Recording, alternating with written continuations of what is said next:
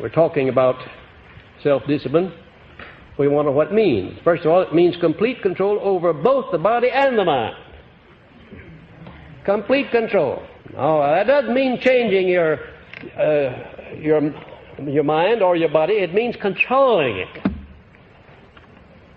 For instance, the great emotion of sex gets more people into trouble than all the other emotions combined. And yet it's the most creative, the most profound, and the most divine of all of the emotions. It's not the emotion that gets people into trouble. It's their lack of controlling it and directing it, transmuting it, which they would be readily able to do if they had self-discipline. So it is with other faculties of the body and the mind. It's not that you have to change completely, it's just that you have to be the master. You have to be in control. You have to recognize the things that you must do in order to have sound health and peace of mind. It also means the development of daily habits by which the mind is kept busy in connection with the things and the circumstances that one desires and off the circumstances one does not desire. It means that you will not accept or submit to the influence of any circumstance or thing you do not desire. Nothing at all. Don't submit to it. You may have to tolerate it. You may have to recognize it's there, but you don't have to submit. That is, you don't have to let it conquer you. You don't have to admit that it's stronger than you are. But on the other hand, you assert that you're stronger than it because you're not going to submit to it. And you can give your imagination a wide range of operation there as to what these things are that you're going to have to deal with, but you're not going to submit to them. I'm not going to mention them. Might get too personal. It means that you will build a three-wall protection around yourself so no one will ever know all about you or what goes on in your mind. Isn't that an interesting thing? Would you want anybody in this world, anybody, to know all about you? No. Who would? If you're in your right mind, you wouldn't. Would you want anybody to know all that you think about him? I'm sure you wouldn't. Well, there are a lot of people who just make the mistake of letting anybody that wants to know everything that goes on in their mind. All you have to do is start them talking. You know, these people who start their mouths to working and then go off and leave them. You know the type I'm talking about. They just get them started, and believe me, you find out all about them, good and bad. J. Edgar Hoover, with whom I did some professional work on a great many occasions and still do at times, told me once that the fellow who he's investigating is the best help to him of all, because he gets more information from the guy that he's tracing than from all other sources combined. I said, why? He says, well, because he talks too damn much. Yeah, that's his exact reply. Tell me what a man fears, and I will tell you how to master him. The very minute you find out what anybody fears, you'll know exactly how to control him if you're foolish enough to want to control anybody on that basis. I don't want to control anybody on fear. Not at all. If I control anybody, I want it on the basis of what? Love. Of course, on no other basis. I wouldn't have any control over anybody on any other basis than that he wants to give me control of him. The average person talks too much for his own good. You've heard me speak of my invisible guides, and if you weren't in this philosophy, if you didn't understand metaphysics, you probably would say that was a very fantastic system that I worked out. But I'll assure you it's not a fantastic system. I'll assure you that it looks after all of my needs and all of my wants. I will admit that last week I became a little bit careless, and the guide to sound physical health let me down for a day or two, but I did something about it. I came to his rescue. I gave him a jab in the ribs and woke him up, and believe you, I've got more energy now than I've had since we started this course. So it's a good thing that I had that little cold, because it made me a little bit more particular to express gratitude to this guide of sound physical health, not neglecting. Now, I fully realize that these guides are the creation of my own imagination. I'm not kidding myself or anybody else about that. But for all practical purposes, they represent real entities and real people, and each one is performing the exact duty that I assigned to him, and is doing it all the time. The first of these guides is the guide to physical sound health. Why do you suppose I put that as number one?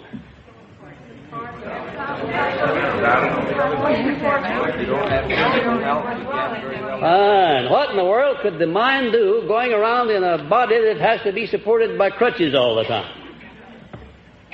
good, strong physical body is the temple of the mind, and it has to be sound. It has to be healthy. There has to be plenty of energy there. When you turn on the old enthusiasm button and if there's no energy there, you can't generate something out of nothing. You've got to have a store of energy, and energy is physical. It's physical in nature, and it's also mental in nature. But I don't know of anybody who can express intense enthusiasm whose body is a series of aches and pains. So the first duty to yourself is to your physical body, to see that it responds to all of your needs at all the times, does the thing that it was supposed to do, and you need a little bit more help than just what you can give during the day, because when you lay your body down, then nature goes to work on it, to give it a tune-up and a working over. And you have to have this trained entity called the Guide to Sound Health to do that job, to supervise it, and to see that it's done properly. And then this number 2, the Guide to Financial Prosperity. Why do you suppose I put that second in importance only?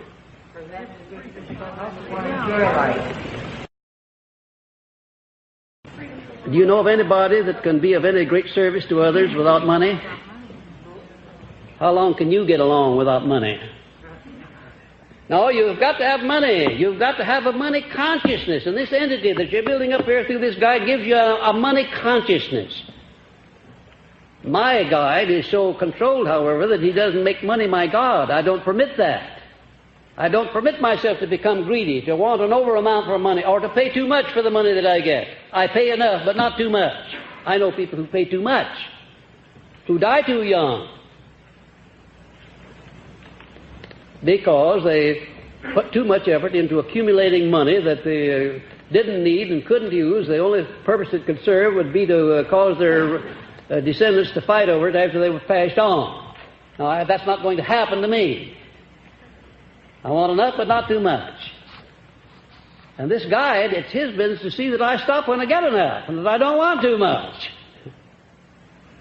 Do you know this money-getting business becomes a kind of a vicious circle with a lot of people. It does. It becomes a vicious circle. You get in it and you say, well, I'll make my first $1 million and I'll quit.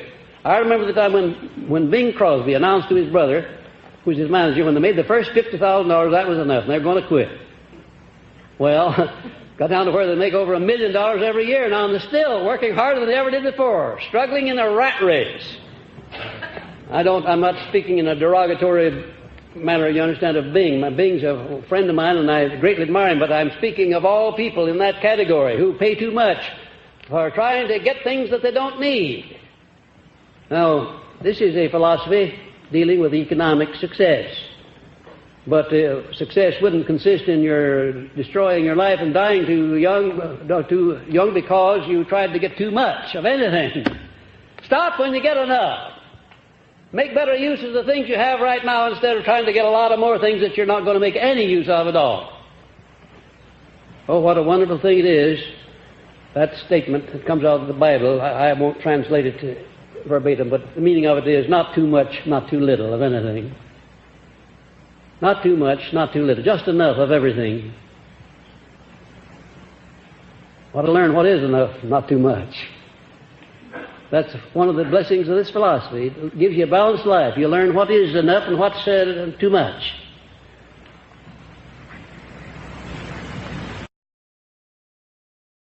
Then the next one is the most important, the guide to peace of mind. What good would it be to you if you had everything, if you owned everything in the world and could collect a royalty from every person living if you didn't have peace of mind?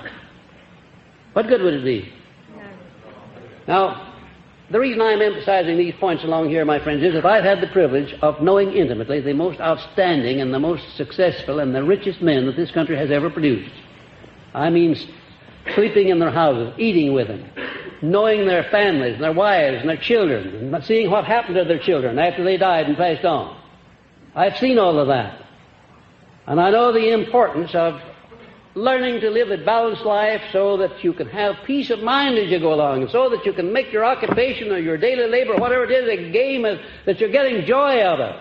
Not something to be abhorred and dreaded, but a game, if you please, that you play as ardently as a man would play a game of golf or some other game that he loves. I have always said that one of the sins of civilization consists in the fact that so few people are engaged in a labor of love, thing that they like to do. Most people are doing things because they have to eat and sleep and have some clothes to wear. But when a man or a woman gets in a position where he or she can do the thing that is being done for the sake of love because they want to do it, I want to tell you they're really fortunate. And this philosophy leads to that very condition. But you'll never attain that position until you learn to maintain a positive mental attitude at least a major portion of your time. Out of all of those men that collaborated with me in the building of this philosophy, and they represented every outstanding success in every field, you might say, of that era.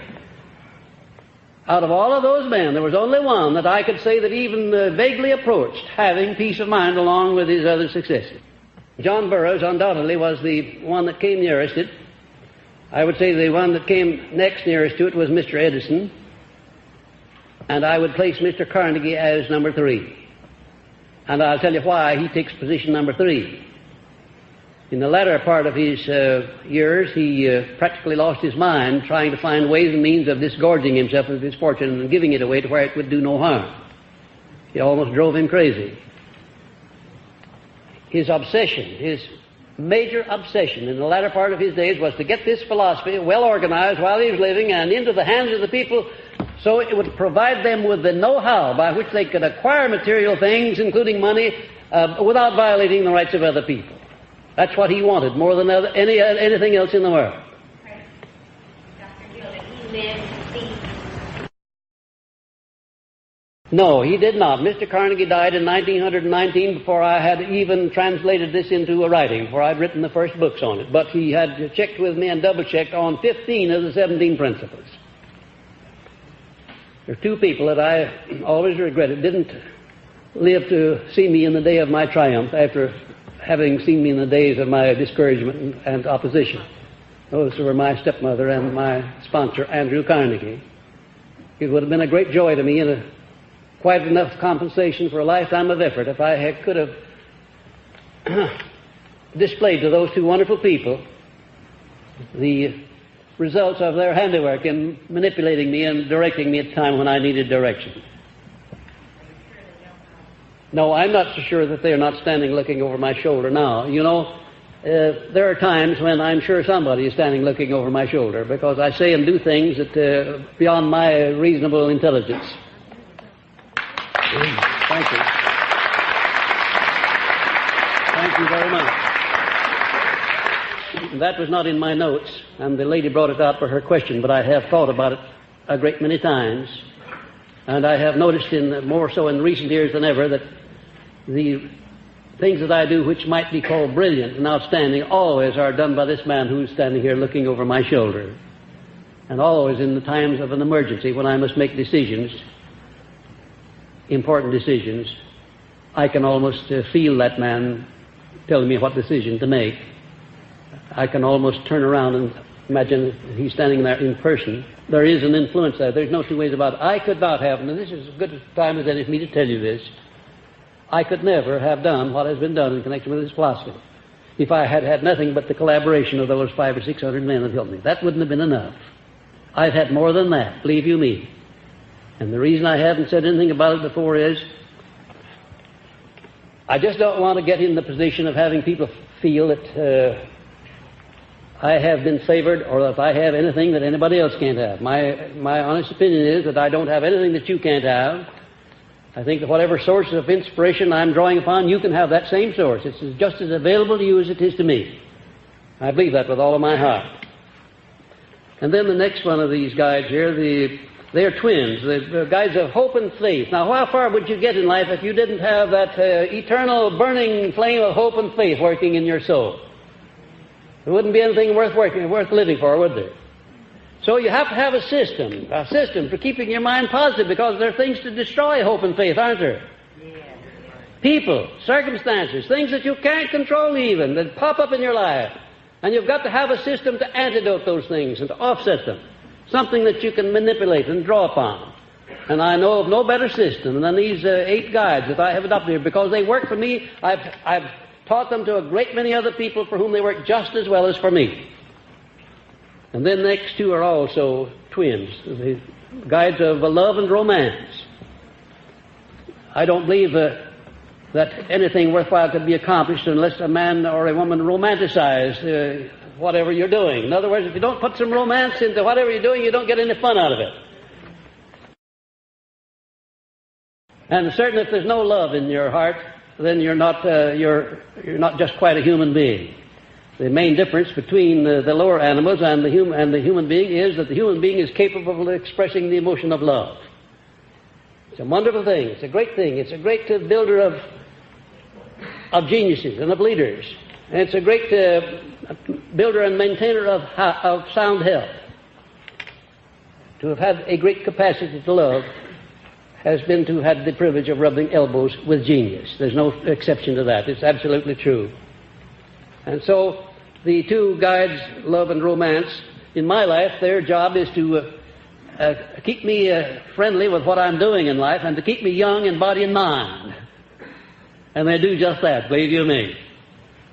Well, not only keep me young in body and mind, but they keep me enthusiastic, they keep me sold on what I'm doing, and they take the drudgery out of it. In other words, I don't have any such thing as hard work, because I don't work at anything. I play at everything I do. Everything I do is a labor of love.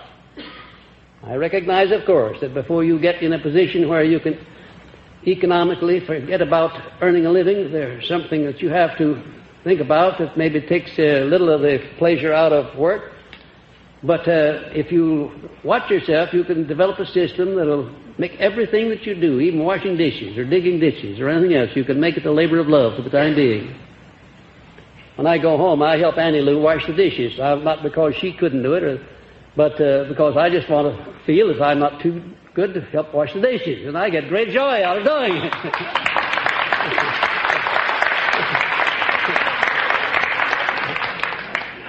And I'm not above working in the garden, because if I didn't do it, Annie Lou would do it when I'm gone, and they deprive me of the pleasure. And look at the nice tan that I brought back with me, and all that good health.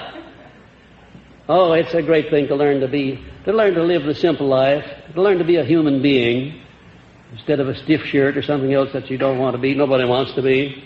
Love and romance, learn to get that into your life, and learn to have a system whereby that habit of love and romance will express itself in everything you do. Then this last one, the guide to overall wisdom, his job is he's the controller of the other seven. His business is to keep them active, eternally engaged in your service, and also to adjust you to every circumstance of your life, pleasant or unpleasant, so that you benefit by that circumstance. I can truthfully tell you that nothing comes to my mill in life that isn't grist. I make grist out of everything that comes to my mill. And the more unpleasant things that come, the more grist I get out of them, because I doubly grind them to make sure they won't be anything else but grist. It's a wonderful thing to recognize, when you come to recognize that no experience in life is ever lost, whether it's good or bad. No experience is ever lost at all if you will make the right adaptation of yourself to it. You can always profit by every experience in life if you have a system for doing it. Of course, if you just let your emotions run wild and you go down under the adulthood, under these unpleasant experiences, you'll attract more unpleasant experiences than you will pleasant ones. But you know, there's a peculiar thing about unpleasant circumstances. They're cowardly. And when you get to where you would say, come on over here, little fellow, I've got a set of harness right here, I'm going to put you to work. Somehow or another they find business around the corner, and they don't come your way so often when they know that you're going to put them to work. Did you ever thought of that? If you fear unpleasant circumstances, they'll crowd down on you in flocks. They'll come in the back door and the front door. They'll come in when you're not expecting, when you're unprepared to deal with them. I don't particularly invite unpleasant experiences, but if they are foolish enough to come my way, they'll find themselves ground up in my mill of life. I'll make grist out of them as sure as anything, but I will not go down under them. Eternal vigilance is the price that one must pay to maintain a positive mental attitude, because of these and other natural opposites of positive thinking. And here they are. First of all, your negative self constantly maneuvering for power over you. Did you know that there are entities working in your makeup all the time, constantly maneuvering to gain power over you on the negative side of life? And you have to be eternally on the alert to see that those entities don't take you over. And then your accumulated fears and your doubts and your self-imposed limitations. You have to deal with them constantly, lest they get the upper hand, unless they become the dominating influence in your mind. And then the negative influence is near you, including people who are negative, the people that you work with closest, the people that you live with, maybe some of your own relatives that are negative. And if you don't watch, you'll be just like they are, because you will respond in kind. It may be necessary for you to live in the same house with somebody who's negative, but it's not necessary for you to be negative just because you're in the house with somebody who is. I'll admit it'll be a little bit difficult for you to immunize yourself against that kind of an influence, but you can do it. I have done it. Mahatma Gandhi did it. Look what he did with immunizing himself against things he didn't want.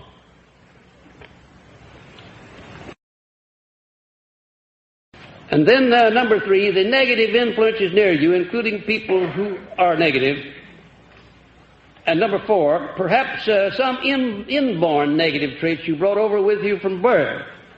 Now, these can be transmuted into positive traits too as soon as you ferret them out and find out what they are. I'm convinced that there are a lot of people who are born with natural traits of a negative nature. In other words, you take a person who's born in an environment of poverty, where all of his relatives are poverty-stricken, all of the neighbors are poverty-stricken. He saw nothing but poverty, felt nothing but poverty, heard nothing but poverty talk. And that was the condition I was born in. And I know you can be born with that trait. And it was one of the most difficult things that I had to whip, was this inborn fear of poverty. And then worries over the lack of money and the lack of progress in your business and profession or calling life. You can put in most of your time with worrying over the things, or you can transmute that state of mind over into working out ways and means of overcoming those worries. Think about the positive side instead of the negative side. Worrying over the negative side is not going to do anything except to get you in deeper and deeper and deeper. That's all it's going to do. And then unrequited love and unbalanced emotional frustrations in your relations with the opposite sex. You don't have to let these unrequited love affairs destroy your balance of mind as so many people do. It's up to you to do something about it, to maintain a positive mental attitude and to recognize that your first duty is to yourself. To get control of yourself and to not allow anybody, emotionally or otherwise, to upset your equilibrium. The Creator didn't intend that should be done, and you shouldn't let it be done. Then unsound health, either real or imaginary. You can worry an awful lot about that, about the things that you think might happen to you but never do, physically. You know, if it weren't for that, we call it in the materia medica, we call that hypochondria. That's a $2.50 word with the doctors. $5, yes, that used to be $2.50. It's $5 now. That's and sometimes a lot more than $5. Well, you can put in the novel out of time of becoming negative over that if you don't have a positive mental attitude towards your health. If you don't develop and build up a health consciousness. Think in terms of health. And your mental attitude would have a tremendous amount to do with what happens to your physical body. There's no doubt about that. You can try that out on any time you please when you think you're not feeling well, but let some good piece of news come along and how quickly you snap out of it. Haven't you had that experience? You weren't feeling so badly at all, but what this good news did away with the feeling that you had. And then intolerance, the lack of an open mind on all subjects. How much trouble that gives some people in maintaining a negative mental attitude. Then greed for more material possessions than you need. I've already made extensive comment on that. I'm talking now about the things the prices that you have to pay, the things you have to conquer in order to have a positive mental attitude. Ignorance of the real extent of the power of your mind and its unlimited potentials for the attainment of anything you desire. Then lack of a definite major purpose and the lack of a definite philosophy by which to live and guide your life. You know, the vast majority of people have no philosophy to live by. Did you know that? No philosophy. They live by hook or crook, by chance, by circumstance, and they're just like a dry leaf on the bosom of the wind. They go whichever the way the wind blows, and there's nothing they can do by it because they have no philosophy of life. No set of rules to go by. Trusting to luck and to misfortune. And generally, misfortune is the one that rules. You have to have a philosophy that you can live by. Now, there are many philosophies, fine philosophies that you can die by. I'm much more interested in one that you can live by, and that's what we're studying here in this. It's a philosophy that you can live by in such a way that the neighbors around you look upon you as something desirable. They feel happy to have you there. You feel happy to be there. You not only enjoy prosperity and contentment and peace of mind, but you reflect that in everybody that comes into contact with you. And that's the way that people should live. That's the kind of a mental attitude people should have to live by. And then, last but not least, the habit of allowing others to do your thinking for you. If you're going to do that, you'll never have a positive mental attitude because you won't have your own mind. You were given a copy of our first edition of Success Unlimited as you came in the door. And you'll see one of my contributions over on the inside middle pages called A Challenge to Life.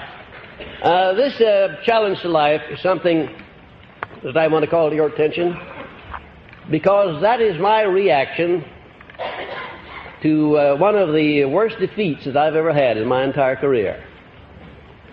I bring it to your attention because it gives you an idea of how I go about transmuting an unpleasant circumstance into something useful. Now, when this circumstance happened, I had real reason to go out and fight, and I don't mean fight mentally or orally, I mean fight physically. If I had to settle the business from behind pine trees with six-shooters, it would have been justified under the circumstances. But instead of that, I elected to do something that would damage no one and that would benefit myself. I elected to express myself through this essay, which says that a challenge to life, which says, life, you can't subdue me because I refuse to take your discipline too seriously. When you try to hurt me, I laugh, and laughter knows no pain. I appreciate your joys wherever I find them. Your sorrows neither discourage nor frighten me, for there is laughter in my soul. Temporary defeat does not make me sad. I simply set music to the words of defeat and turn it into a song. Your tears are not for me. I like laughter much better. And because I like it, I use it as a substitute for grief and sorrow and pain and disappointment. Life, you are a fickle trickster. Don't deny it. You slipped this emotion of love into my heart so that you might use it as a thorn with which to prick my soul. But I learned to dodge your trap with laughter. You try to lure me with the desire for gold, but I have fooled you by following the trail which leads to knowledge instead. You induce me to build beautiful friendships, then convert my friends into enemies so you may harden my heart. But I sidestep your fickleness by laughing off your attempt and selecting new friends in my own way. You cause men to cheat me at trade, so I will become distrustful. But I win again, because I possess one precious asset which no man can steal. It is the power to think my own thoughts and to be myself.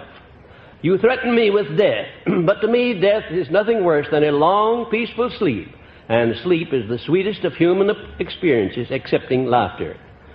You build a fire of hope in my heart, then sprinkle water on the flames. But I go you one better by rekindling the fire, and I laugh at you once more. Life, you are licked as far as I'm concerned, because you have nothing with which to lure me away from laughter, and you are powerless to scare me into submission. To a life of laughter, then, I raise my cup of cheer.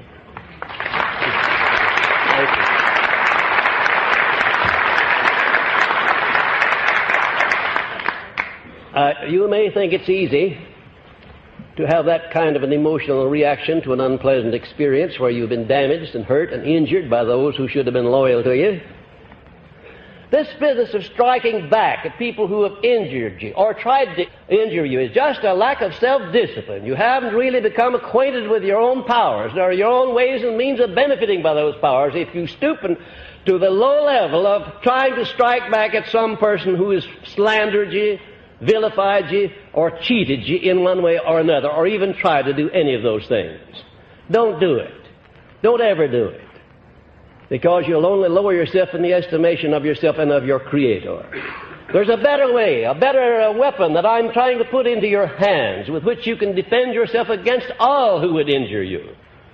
And if you will take my word for it and use the self-discipline based upon this lesson that we have tonight, and never allow anybody to drag you down to their level. You set the level on which you wish to deal with the people, and if they want to come up to your level, all right. If they don't, let them stay down on theirs. There's no sin in that.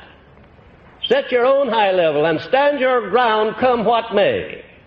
I have a better way of defending myself. I have a mind. I know what to do with that mind, and I never am without defense.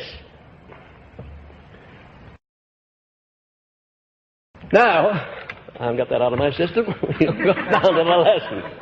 But I did want you to get this idea. And when our editor chose this challenge to life out of some one of my books to publish in the first edition, I said, that's fine, and I want every one of the students to have a copy of the magazine because I want to tell them the story back of that essay. And you may be interested in knowing that that essay was largely responsible for the late Mahatma Gandhi becoming interested in my philosophy and having it published throughout India. That essay has already influenced millions of people and will in time be indirectly or directly of influence beneficially to millions of people who have not yet born. So the power, it's not the brilliancy of the essay, it's the thought back of it. Don't you know that you react to these unpleasant things in life in such a way that life can't conquer you? That nobody can conquer you. When you've got laughter in your soul, I want to tell you, you're sitting very close to the plane on which the Creator acts Himself. When you've got laughter in your soul, it's a wonderful thing to have. A wonderful thing. Laughter. Laughter in the soul, laughter on the face. And I want to tell you, you'll never be without friends. You'll never be without opportunity. And you'll never be without a means of defending yourself against people who do not know anything about laughter. I pause for silence while you may remember what I have said about laughter. Now, what is suggestion? That is suggestion to self through which dominating thoughts and deeds are conveyed to the subconscious mind is the medium by which self-discipline becomes a habit. Now, the starting point in the development of self-discipline is definiteness of purpose. You'll notice that every one of these lessons, come what may, approach them from whatever angle you choose, you can't get away from that term, definiteness of purpose.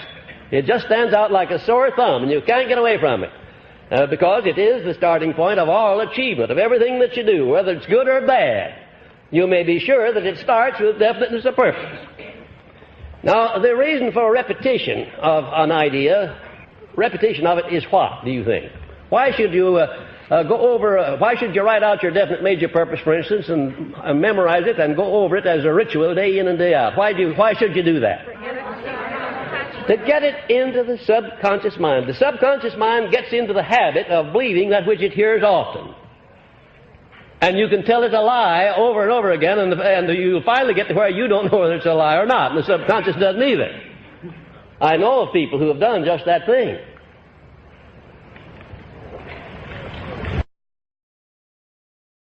Now, obsessional desire is the dynamo that gives life and action to definiteness of purpose. Obsessional desire. An obsessional desire is a desire that... How do you make a desire obsessional in the first place? Let's get into that. That's right, by living with it in your mind, calling it into your mind and seeing the physical manifestation of it out there somewhere in the circumstances of your life.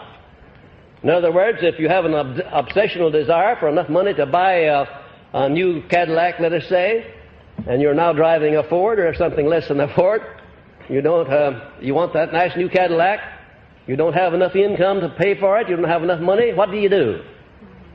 Well, the first thing you do, you go over to the Cadillac agency and get one of those nice new catalogs with all the models in it, and you turn over and you pick out the model you want.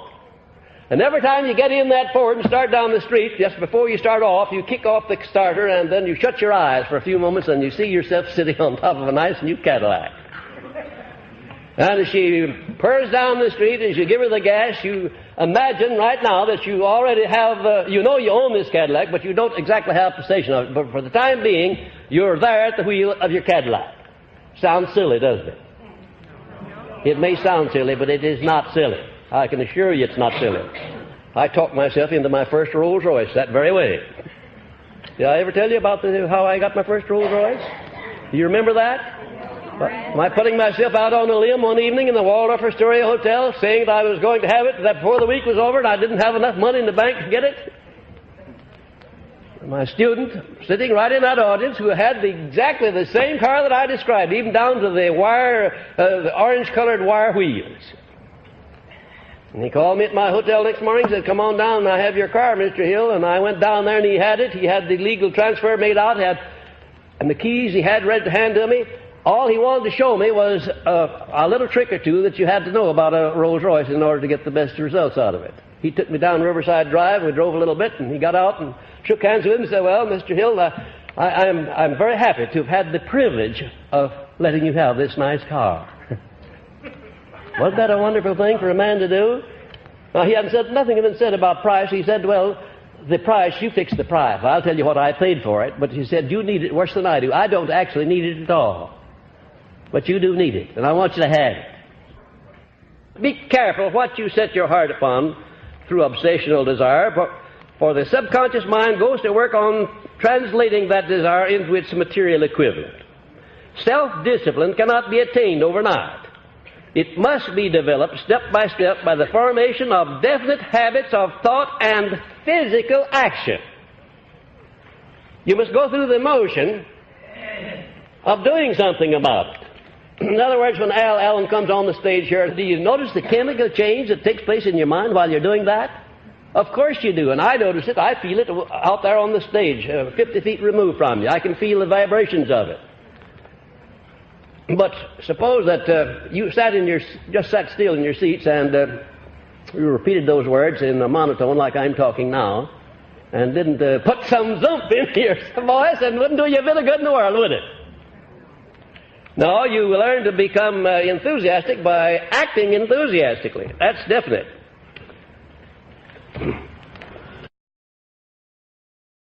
Now, the reason I admonish you to be careful what you set your heart upon is this. If you follow the instructions laid down in this lesson, if you set your heart on anything and stand by that decision, you're going to get it. And be sure before you start any obsessional desire about anything that the thing that you're desiring is something that you will be willing to live with after you get it, him or her. I thought you'd get a kick out of that one.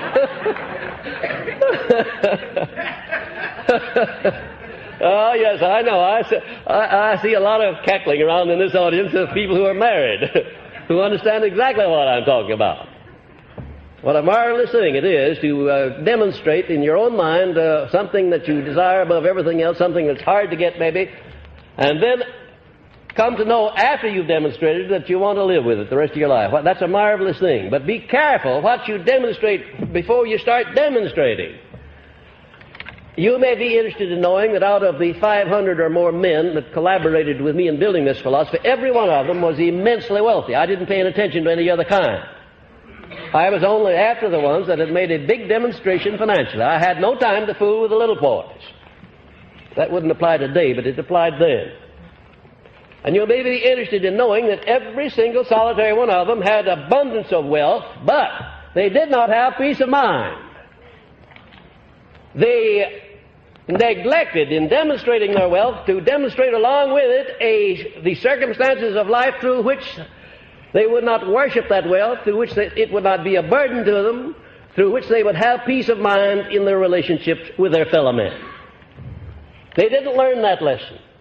If those men could have had the remarks that I made when I stepped on this stage for the first 5 minutes, if they could have had that lesson back in the early days before they came immensely wealthy, they would have learned how to balance themselves with this wealth so that it would not have affected them adversely.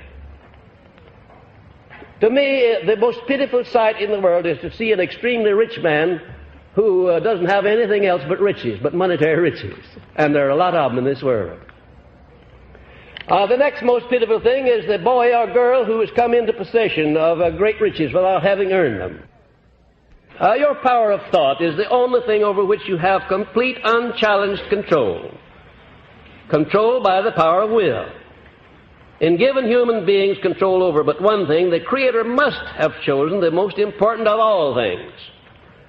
This is a stupendous fact that merits your most profound consideration. If you give it this sort of consideration, you will discover for yourself the rich promises available to those who become master of their mind power through self-discipline. Self-discipline leads to sound physical health, and it leads to peace of mind through development of harmony within one's own mind. I don't believe that I could stand before an audience of my students, many of whom know my background, and all of whom will know my background before they're through working with me. I couldn't stand up with a straight face and tell you that I have everything in this world that I need or can possibly use or can possibly wish for. I have it in abundance if I hadn't learned self-discipline, because that's how I got it. There was a time when I had very much more money in the bank than I have in the various banks that I'm doing business with today. Very much more. But I wasn't as rich then as I am today. I am very rich today because I have a balanced mind. I have no grudges. I have no worries. I have no fears. I have learned through self-discipline to balance my life balance my books with life. I may not be entirely at peace with the income tax men, but there is a big boy up somewhere stands looking over my shoulder that I am at peace with all the time. And I wouldn't have been at peace with him if I hadn't have learned the art of self-discipline, of reacting to these unpleasantries of life in a positive way instead of a negative way. I don't know what I would do if somebody came up and hauled off and slapped my face real hard without any provocation. I don't know what I would do. I was still pretty human, I think. As apt as not, I would double up my fist, and if I was close enough to him, I probably would hit him right here in the solar plexus, and he would go down with a dull thud. No doubt I would do that. But if I had a few seconds to think about it, instead of doing that, I would pity him instead of hating him, pitying him for being such a fool as to do a thing like that. A lot of things that I used to do the wrong way, I do the right way now. And because I've learned to do them the right way through self-discipline, I'm in position to be at peace with other people, to be at peace with the world, and particularly at peace with myself and with my Creator. That's a wonderful thing to have, no matter what other kind of riches you have. If you're not at peace with yourself and with your fellow men and with those you work with, if you're not at peace with them, then you're not rich. You never will be rich until you learn through discipline to be at peace with all people, all races, all creeds. I have sitting here in this audience Catholics and Protestants, Jews and Gentiles, people of different colors, different races.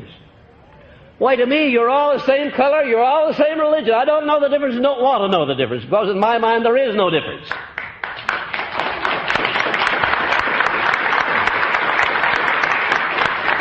I've risen above this idea of letting petty things, such as racial differences, anger me or cause me to feel at the least out of step with my fellow man.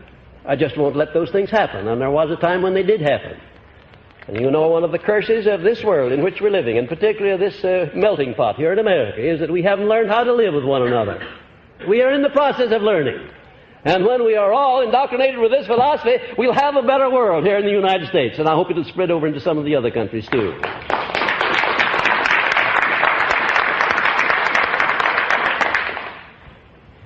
Self-discipline enables one to keep the mind fixed on that which is wanted and off that which is not wanted. If it didn't do anything else but that, if this lesson tonight didn't do anything else for you, except start you on a habit or a plan whereby you occupy your mind from here on out mostly with the things you desire and keep your mind off the things you don't desire.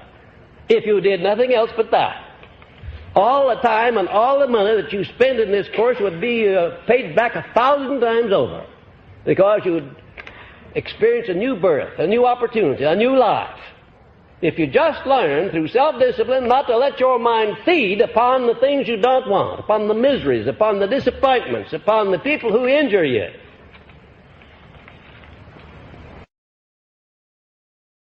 Now, what I'm telling you to do is, it's much easier for me to tell you than it is for you to do it. I know that. I'm not unappreciative of it, of what a difficult thing it is to start in keeping your mind occupied with the money that you're going to have when you don't have any now.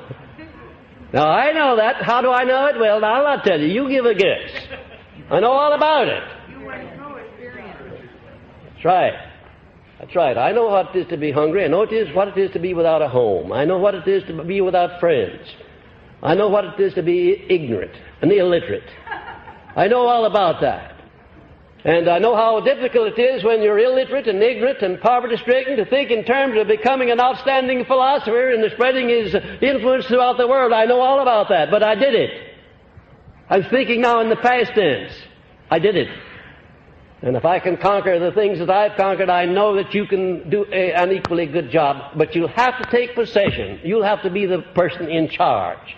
Take possession of your own mind and keep it so busy, occupied with the things that you want, the things you want to do, the people that you like, that you have no time left to think about the things you don't want or the people you don't like. And speaking about people you don't like, had you ever thought of examining very carefully the people, and as near as you can without bias, the people you think you don't like, not to look for their faults, to justify your opinion on them. Don't do that. That's very easy. That's the natural thing. That's what the weakling would do.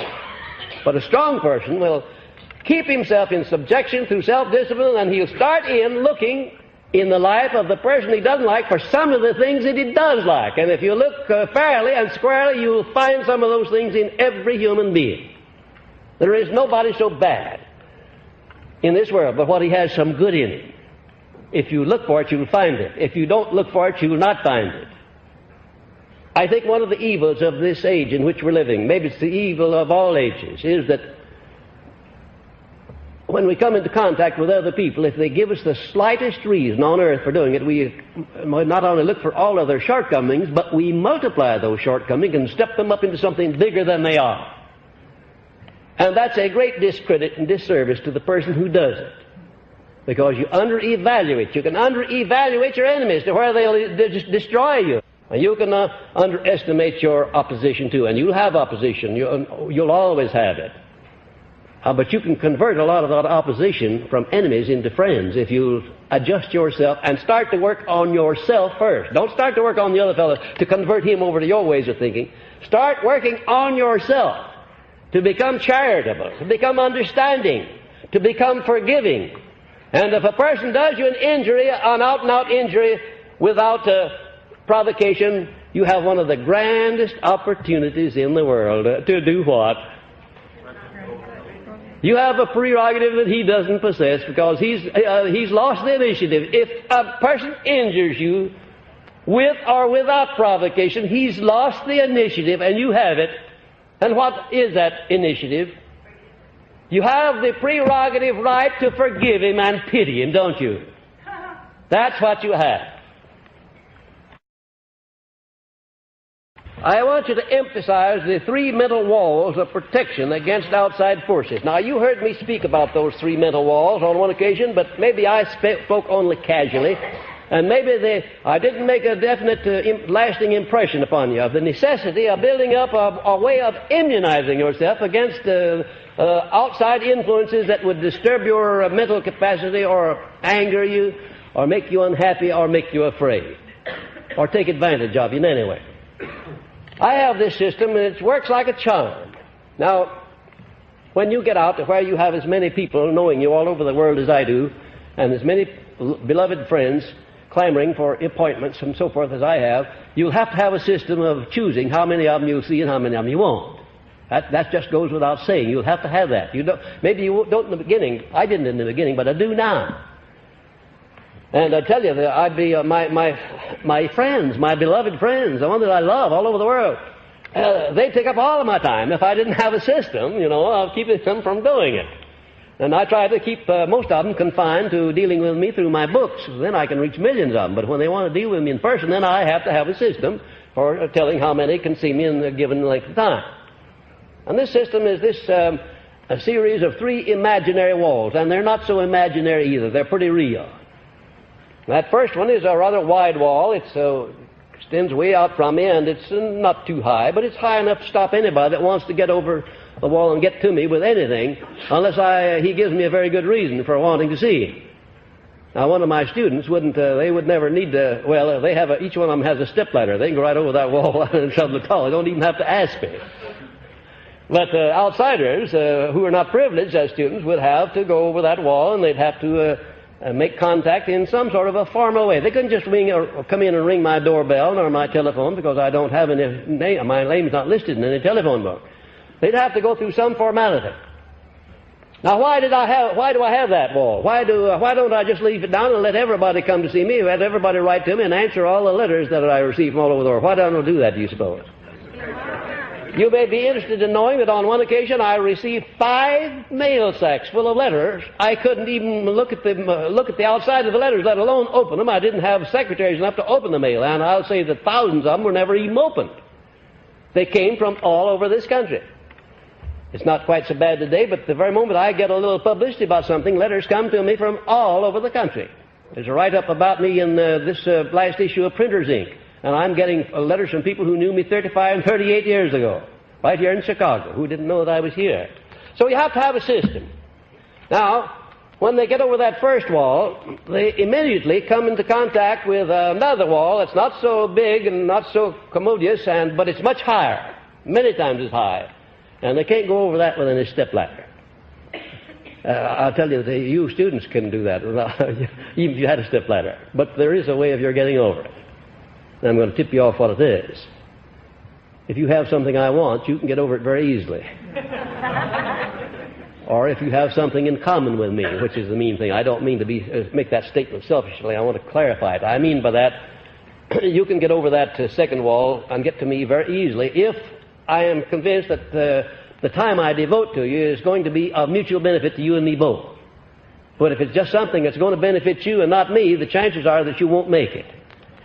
There are exceptions, but very, very few. And I'd use my judgment as to where the exceptions came. And there's nothing selfish about that. It's of necessity. I'll assure you it's of necessity. Then when you get over that second wall, you come in contact with one that's very much more narrow, and it's as high as eternity. No living person ever gets over that wall. Not even my wife. As much as I love her and as close as we are together, she doesn't even get over. She doesn't try. Because she knows that I have a sanctuary of my soul wherein nobody but my Creator and myself commune. Nobody. Nobody at all. And there is where I do my best work. When I go to write a book, I retire into my sanctuary, lay out that book, commune with my Maker, get instructions. When I come to an intersection in life that I don't understand which way to go, I go into my sanctuary. I ask for guidance, and I always get it. Always. Always. Don't you see what a wonderful thing it is to have this system of immunity? Don't you see how unselfish it is? Your first duty is to yourself. Shakespeare's marvelous poetic lines, "To thine own self be true, and it must follow as night to day. Thou canst not then be false to any man." I was thrilled to the marrow of my bones when I first read that. I've read it hundreds of times. I've repeated it thousands of times. Because how true it is that your first duty is to yourself. Be true to yourself. Protect your mind. Protect your inner consciousness. Use self-discipline to take possession of your own mind and to direct it to the things you want and to keep it off the things you don't want. That's your prerogative. The Creator gave you that as the most important and precious gift of the Creator to mankind. And you could do nothing less than show your appreciation by respecting that gift and using it. Make up a list of 5 traits of personality in connection with which you need self-discipline for improvement. I don't care how perfect you are. There's not a person in this class who couldn't sit down, and if you really be honest with yourself, and if you don't know the answers, get your wife to tell you. She'll tell you some of these things that you should get in this list. Or your husband, maybe he'll do a good job too. Maybe in some cases you won't have to ask the husband, he'll tell you without it. Or the wife, vice versa. But to find out 5 things in your personality that you need to change, and write them down.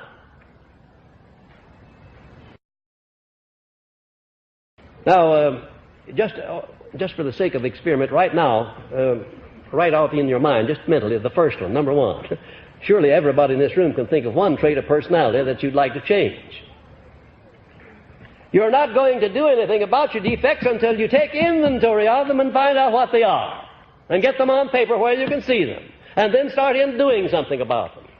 And after you discover these 5 traits in connection with which you need to use self-discipline for improvement, you start in immediately to develop the opposite of those traits. If you're in the habit of not sharing your opportunities or your blessings with other people, start in sharing them. No matter how much it hurts, start in where you are. If you are greedy or anything of that sort, start in sharing. If you've been in the habit of passing on a little gossip to somebody, stop that for all time to come. Just stop it and start passing on, not gossip, but what? Complimentary things. You'd be surprised.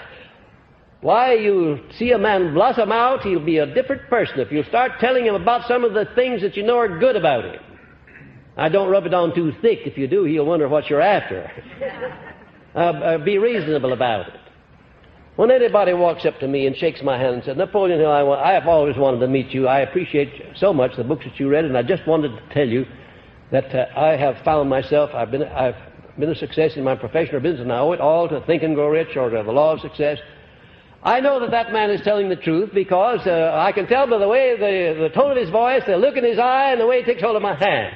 And I appreciate it. Now, if he stood there and rubbed it on, out of proportion to what I deserve, I would know right away that he's getting ready for a touch of some sort. So you do have to be, you do have to use discretion. Now then, next, make up a list of all the traits of personality of those nearest to you which you believe need to be improved by self-discipline. Now, you'll have no trouble at all making up that list. You can find that one very easily. I want you to notice the difference as to the ease with which you find that, carry out that transaction, and the one where you're looking into your own life for traits of character that need to be changed. Self-examination is a very difficult thing. Did you know that? Very difficult. Because why? Why is it difficult? Because we are biased in our favor. We think that whatever we do, no matter how it turns out, if we did it, then it must be right. And if it doesn't turn out right, it was always the other fellow's fault, not ours. Always. Some of these days, I'm going to have somebody walk in and tell me that, and there are plenty of students who can do that, walk in and tell me that they had been at odds with somebody for a long time, only to find out when they got into this philosophy that the trouble was not with the other fellow, it was with themselves. And they started through self-discipline to improve themselves, and lo and behold, when they got their own house clear, the other fellow's house was also clean. And that's the way it'll work out. It's astounding as to how many motes you can see in the other fellow's eye when you're not looking for those in your own eye. I think that everybody, before he condemns anybody, should go in before a looking glass and say, now look here, fellow. Before you start condemning anybody, before you start passing out gossip about anybody, you look yourself in the eye and find out if you have clean hands. Remember that passage in the Bible? He who's without sin among you, let him cast the first stone. All right. Cast the first stone first before you commence condemning other people. And when you make a practice of that, you'll get to the point at which you can forgive people for almost anything. Next, what is the most important form of self-discipline which should be exercised by all who aspire to outstanding success? Well, now, what's the most important form of self-discipline? There's just one. It's outstanding. Control of thought. Of course, the control of your thoughts, the control of your mind. As a matter of fact, there's nothing else of importance in the world, is there, except the control of your mind. If you control your own mind, you'll control everything that you come into contact with. You really will. You'll never be the master of circumstances. You'll never be the master of the space that you occupy in the world until you first learn to be the master of your own mind. You'll never will. Now, Mr. Gandhi, you've heard me speak of him many times, in biding his time to gain freedom of India, used these 5 principles. Definiteness of purpose. He knew what he wanted. Applied faith. He began to do something about it by talking to his fellow men, indoctrinating them with the same desire. He didn't do anything vicious. He didn't commit any acts of mayhem or murder. Then, third, by going the extra mile. And fourth, by forming a master mind, the like of which this world probably has never seen before, with at least 200 millions of his fellow men all contributing to that mastermind alliance, the main object being to free themselves from India without violence. And fifth, self-discipline on a scale without parallel in modern times. Now, there are the elements that made Mahatma Gandhi the master of the great British Empire. No doubt about it. Self-discipline. Where in the world would you find a man that would stand all of the things that Gandhi stood, all of the insults, all of the incarcerations that he went through, while standing his ground and yet not striking back in kind? He struck back on his own ground with his own weapons. And that's a very safe thing to do. Select your own, if you have to go to battle with somebody, select your own battleground, select your own weapons, and then if you don't win, it's your own fault. I want you to remember that. I want you to remember that because you're going to have battle to do in one way or another throughout life. You're going to have to plan campaigns to put yourself across, to remove opposition out of your way. You've got to be smarter than your opposition or your enemies. And the way to do it is not to strike back on battlegrounds of their choice, with weapons of their choice, but to select your own battleground and your own weapons. Does that mean anything to you, what I'm just saying? I don't know how much it means to you now, but the time will come when it will mean something to you. When you've got a problem to solve, somebody's opposing you, you've got to go around somebody. Then you'll think of this lecture that I delivered here tonight, wherein I said, choose your own battleground and choose your own weapons. Condition yourself first for the battle. By making up your mind that you're not under any circumstances going to try to destroy anybody or to do anybody any injury other than that of defending your own rights. And when you take that attitude, I want to tell you that you've just as good as won before you ever start. And I don't care who your adversary is, how strong he is, or how smart he is. If you use those tactics, you're bound to win. Create a system whereby you take full possession of your own mind and keep it occupied with all the things, circumstances, and desires of your choice, and strictly off of the things you do not want. Now, how do you go about keeping your mind off of things you don't want? Will you tell me that? I want to see if you have a clear idea. Why, of course, that's an elementary question. And I didn't mean to insult your intelligence by asking it. I only wanted to emphasize it by having you tell me. And I know that I don't have anything. I was not blessed with anything that you don't have, and maybe not half as much as some of you have. My background was certainly much more difficult than that of most of you. And if I made the grade, I know you can make it. But you'll have to take possession, you'll have to be in charge of your institution and your enterprise. And you are an institution, an enterprise, each one of you. You'll have to be in charge. You've got to call the shots and see that they're carried out.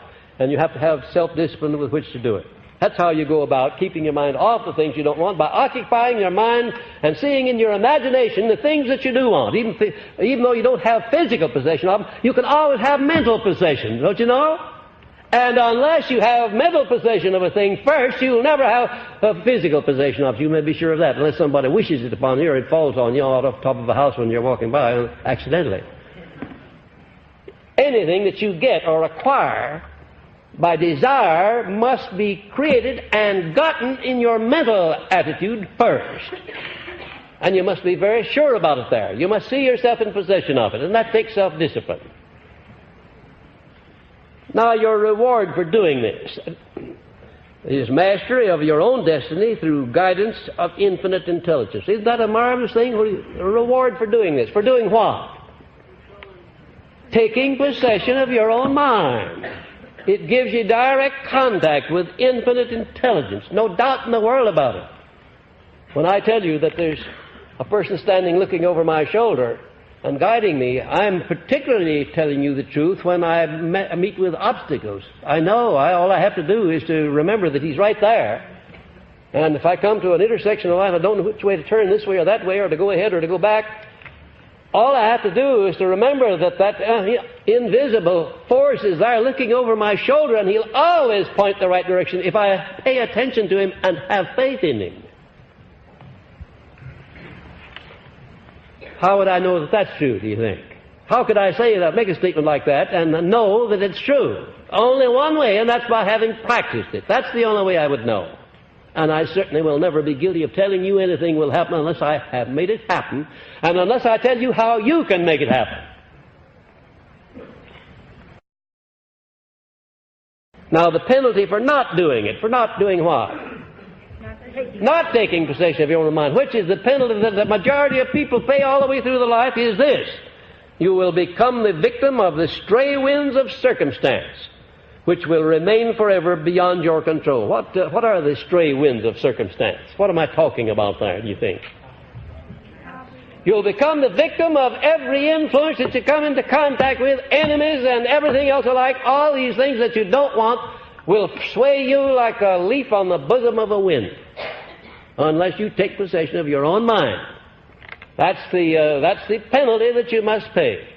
Isn't it a strange thing to contemplate? Isn't it a profound thing to recognize the truth that you have been given a means by which you can declare and determine your earthly destiny, and that along with that comes a penalty, and a tremendous penalty that you must pay if you don't embrace that asset and use it.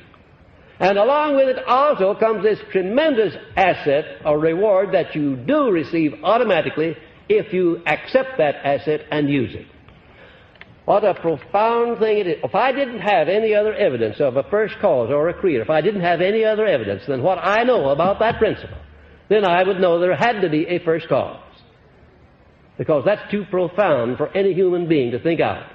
Giving you a great asset and then penalizing you for not accepting it, rewarding you if you do accept it. That's the sum and the substance of what happens when you use the self-discipline with which to take possession of your own mind and to direct it to the things you want.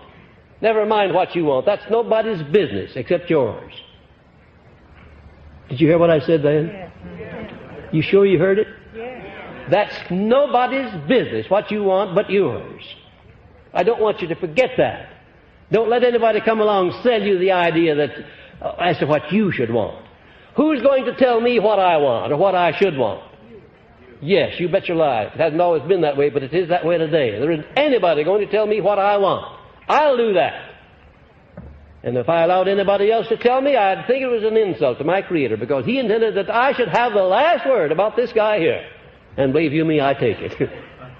I take it all the time. I don't hurt anybody else, and nobody else. I would do nothing in this world under any circumstances to injure anybody or anything. Whatever you do to or for another person, you do to or for yourself. It's an eternal law. Nobody can avoid or evade that law. That's why I wouldn't be a prosecuting attorney. That's why I was so proud that I didn't follow my inclination and become a lawyer. I had a long visit with my brother Vivian. He's a lawyer. And he specializes in divorce suits, especially divorce suits of very wealthy people. And I want to tell you the penalty he's paying for knowing too much about the bad side of domestic relations. He got so much of that he came to the conclusion all women were bad, and he never married. He's never had the pleasure of a wife like I have, because he thinks that all women are bad, because he's judging them by the ones he knows best, which is a common trait of all of us. We judge people by the ones we know best, don't we? And it's not always fair either to do that. Certainly not in his case.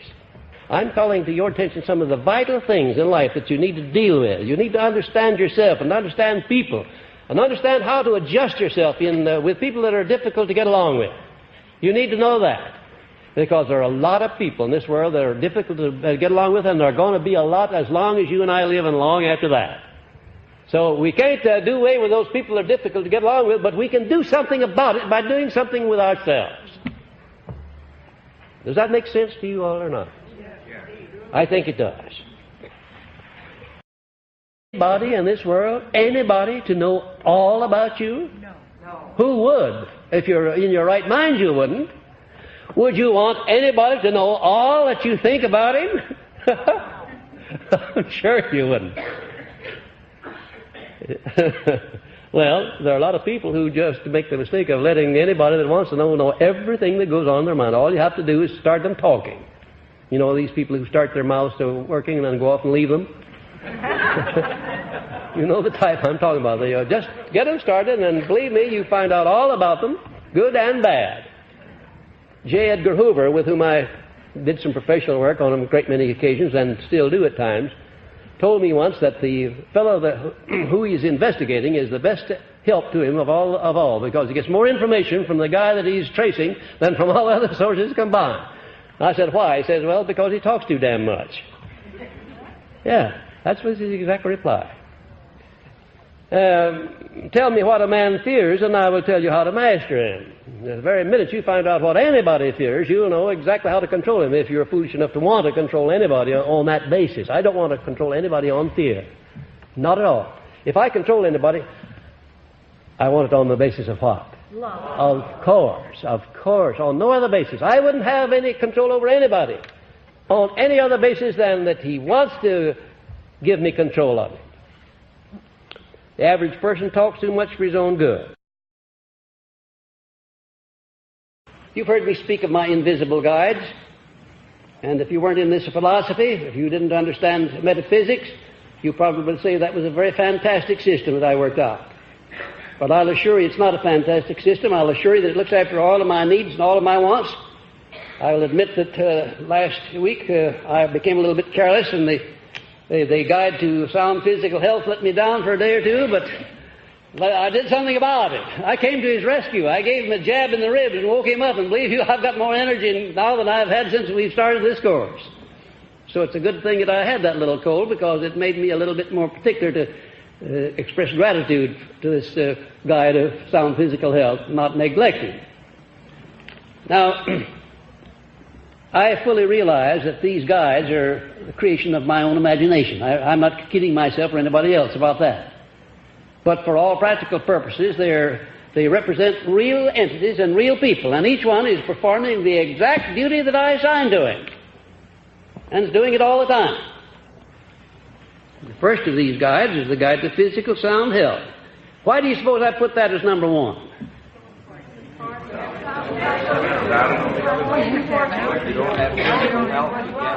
Fine. What in the world could the mind do going around in a body that has to be supported by crutches all the time? A good, strong physical body is the temple of the mind, and it has to be sound. It has to be healthy. There has to be plenty of energy there. When you turn on the old enthusiasm button, and if there's no energy there, you can't generate something out of nothing. You've got to have a store of energy, and energy is physical. It's physical in nature, and it's also mental in nature. But I don't know of anybody who can express intense enthusiasm whose body is a series of aches and pains. So the first duty to yourself is to your physical body, to see that it responds to all of your needs at all the times, does the thing that it was supposed to do, and you need a little bit. We're talking about self-discipline. We want to know what it means. First of all, it means complete control over both the body and the mind. Complete control. Now, that doesn't mean changing your mind or your body. It means controlling it. For instance, the great emotion of sex gets more people into trouble than all the other emotions combined. And yet it's the most creative, the most profound, and the most divine of all of the emotions. It's not the emotion that gets people into trouble. It's their lack of controlling it and directing it, transmuting it, which they would be readily able to do if they had self-discipline. So it is with other faculties of the body and the mind. It's not that you have to change completely. It's just that you have to be the master. You have to be in control. You have to recognize the things that you must do in order to have sound health and peace of mind.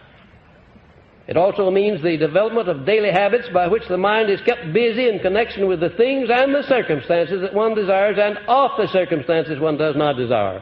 It means that you will not accept or submit to the influence of any circumstance or thing you do not desire. Nothing at all. Don't submit to it. You may have to tolerate it. You may have to recognize it's there, but you don't have to submit. That is, you don't have to let it conquer you. You don't have to admit that it's stronger than you are. But on the other hand, you assert that you're stronger than it because you're not going to submit to it. And you can give your imagination a wide range of operation there as to what these things are that you're going to have to deal with, but you're not going to submit to them. I'm not going to mention them. It might get too personal. It means that you will build a three-wall protection around yourself so no one will ever know all about you or what goes on in your mind. Isn't that an interesting thing? Would you want any more help than just what you can give during the day? Because when you lay your body down, then nature goes to work on it, give it a tune-up and a working over, and you have to have this trained entity called the Guide to Sound Health to do that job, to supervise it, and to see that it's done properly. And then this number 2, the Guide to Financial Prosperity. Why do you suppose I put that second in importance only?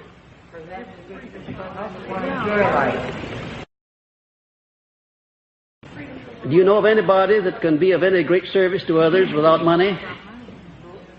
How long can you get along without money? No, you've got to have money. You've got to have a money consciousness. And this entity that you're building up here through this guide gives you a money consciousness.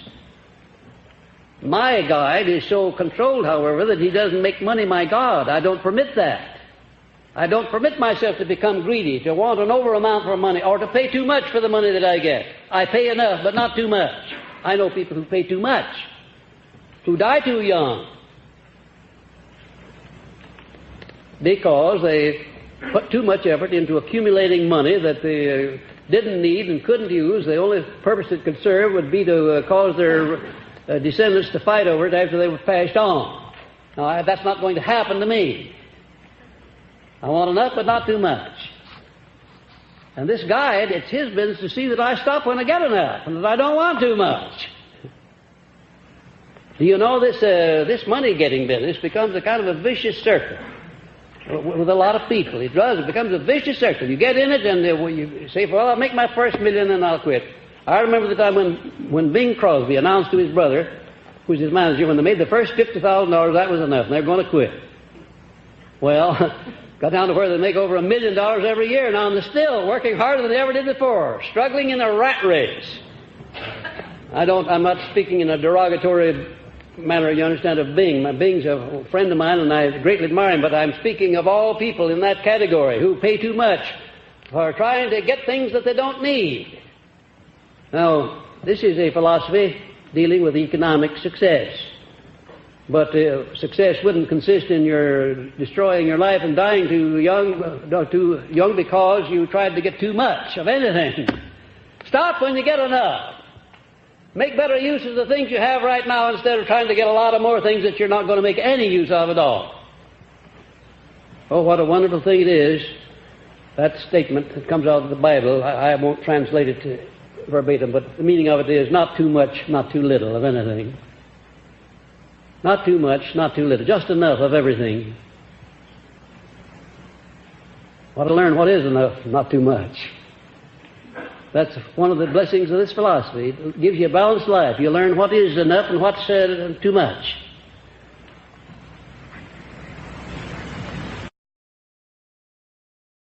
Then the next one is the most important, the guide to peace of mind. What good would it be to you if you had everything, if you owned everything in the world and could collect a royalty from every person living if you didn't have peace of mind? What good would it be? Now, the reason I'm emphasizing these points along here, my friends, is that I've had the privilege of knowing intimately the most outstanding and the most successful and the richest men that this country has ever produced.